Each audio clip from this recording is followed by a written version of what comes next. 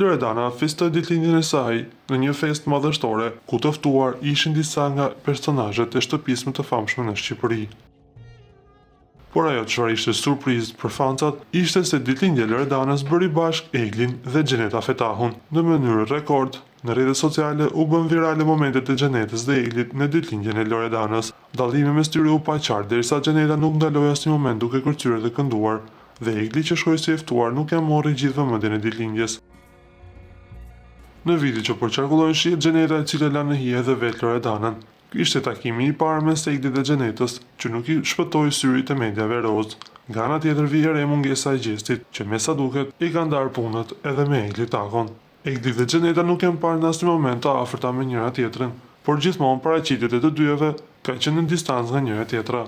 Na do t'ju kujtojmë se lidhja e Eglit dhe Xhestit po tërheq akoma vëmendjen e publikut, derisa nga ata të dy nuk ka ende asnjë lloj reagimi.